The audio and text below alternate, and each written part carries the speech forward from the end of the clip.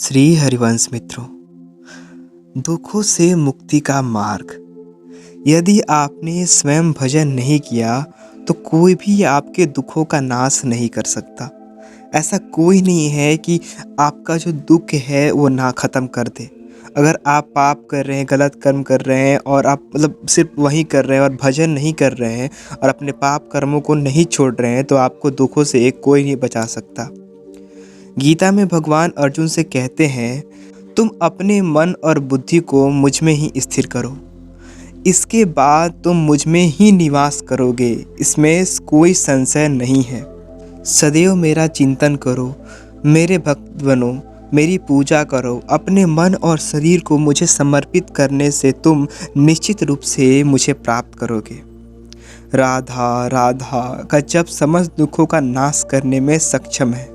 यदि आप भक्ति और नाम जप नहीं करते तो आपका मन मनमानी करेगा। बाबा बोलेगा यार कुछ भी करते हैं, गलत चीज़ों में जाएगा। अब आप अपने मन के अकॉर्डिंग चलो। हमें मन मानी नहीं है, हमें गुरु संतों की मानी चलनी है, गुरु मानी होनी है। हमें सिर्फ मन के अगर अकॉर्डिंग चलेंगे तो हमें हमेशा गलत आचरणों में लेके जाएगा। तो आपका मनमानी करेगा और दुर्गति का कारण बनेगा।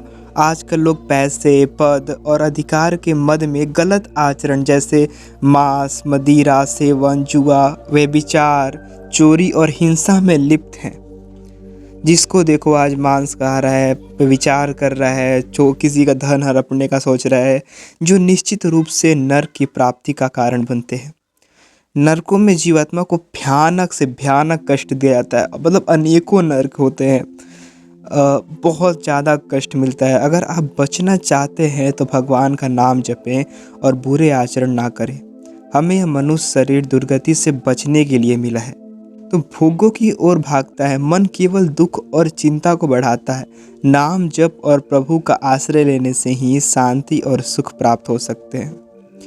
काहू न कोई सुख दुख करदाता, निज कृत कर्म भोग सब भ्राता।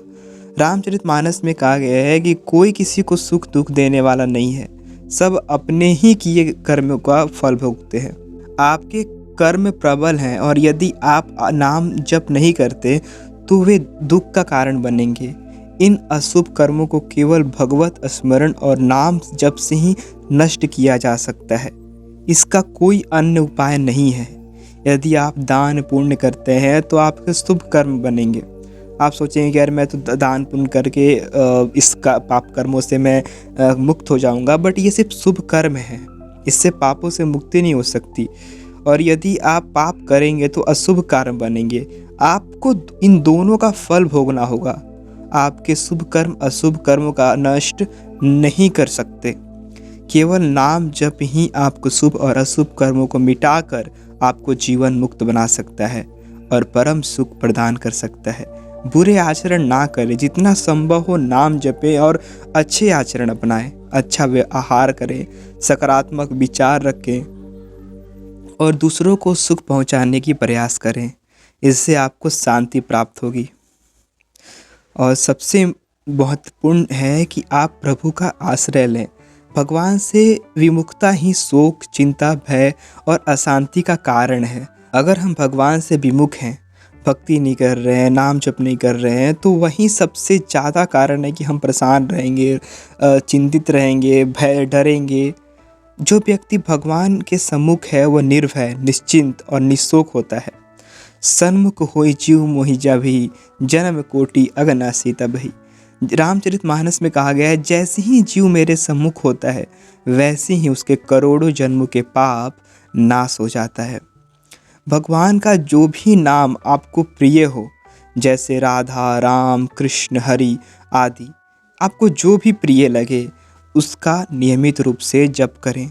जीवन में यह जरूरी नहीं है कि आप किसी जीवन साथी का आश्रय लें। यदि आपको आश्रय लेना ही है तो परम पुरुष भगवान का आश्रय लें। संतों का संग करें और सत्संग सुनें। इससे आपकी बुद्धि भगवान के सम्मुख होगी।